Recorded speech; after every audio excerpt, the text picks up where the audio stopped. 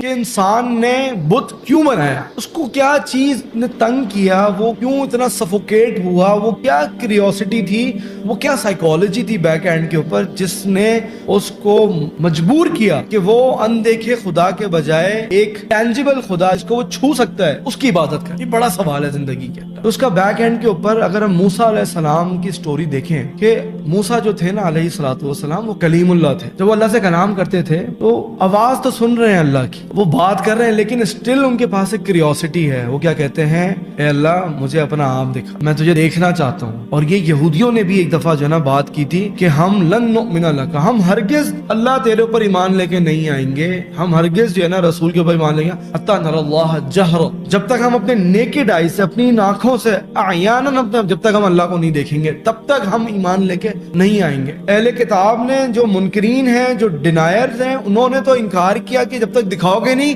Saying is believing کا جو ایک بڑا جو فنڈامنٹل ہے دنیا کے اندر، وہاں سے وجود میں آ گیا۔ اور اس کو آج کی سائنس یا آج کی ریسرچ کیا کہتی ہے، امپیریکلی پروف کرو اللہ کو تو ہم مانیں گے۔ لیکن موسیٰ علیہ السلام اس سے وائس ورسا ہے، وہ ان کی ایک چاہت، ایک اشتیاق، ایک جستجو تھی کہ اللہ اگر آواز سنا سکتا ہے تو اللہ دکھا بھی سکتا ہے۔ تو اللہ تعالیٰ نے کیا کہا، لن ترانی، موسیٰ تم نہیں دیکھ سکتے، تمہاری وہ کیپیسٹی نہیں ہے دنیا کے اندر جو نا کہ تم مجھے دیکھ سکتے۔ موسیٰ علیہ السلام نے کہا نہیں اللہ مجھے دیکھنا ہے۔ تو انہوں نے کہا انظر الی الجبل، تم پہاڑ پہ دیکھو میں اس کو دکھاتا ہوں اپنا، ٹھیک ہے، فَإِنِ اسْتَقَرَّ مَكَانَهُ فَسَوْفَ تَرَانِي۔ تو اللہ تعالیٰ نے پہاڑ کو دکھایا، پہاڑ پہ تجلی ہوتی ہے، تو پہاڑ برداشت نہیں کر سکا بیسکلی، موسیٰ علیہ السلام جو ہے نا وہ گر پڑے، فَلَمَّا تَجَلَّىٰ۔ لیکن اسٹل بات یہ ہے کہ انسان نے پھر بت کیوں بنایا، کئی بت بنائے، اس کو اپنا الہ بنایا، اس کو معبود بنایا، اس کو اپنا خوف، اس سے وہ ویسا ڈرا جیسے اللہ سے ڈرنے کا حق تھا، اس سے اس نے ویسی محبت کی، اس سے اس نے ویسے جو ہے نا خشوع و خضوع عاجزی کا اظہار کیا جو اللہ کے، اس کو اس نے وہ سبمیشن دی جو اللہ کو دینے کا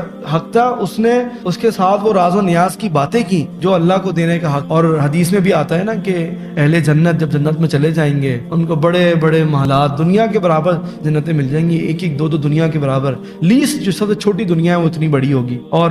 اہل و عیال، مال سب سیٹل ہو چکا ہوگا۔ اللہ بولے گا تمہارے پاس، تمہارے لیے نا ابھی بھی ایک ایکسٹرا چیز ہے جس کو اللہ کیا کہتا ہے، الحسنى وزیادہ، وہ بھی تو اب تمہارے پاس۔ تو وہ کہتے ہیں یا اللہ تو ہم سے راضی ہو گیا، ہمیں ہمارے مال اور عیال اور فیملی کی طرف جو ہے تو نے واپس لوٹا دیا، موت کو بھی موت ہو گئی، اب ہم ہمیشہ ہمیشہ رہیں گے، اب کیا بچا ہے؟ اللہ بولے گا ایک وعدہ ہے جو تم سے کیا تھا میں نے۔ پھر اللہ اپنا حجاب ہٹائے گا۔ تو جب اللہ اپنا وہ حجاب ہٹائے گا، وہ نور کا جو اس کا حجاب ہے، حدیث میں آتا ہے کہ انسان اللہ کو دیکھ کے جو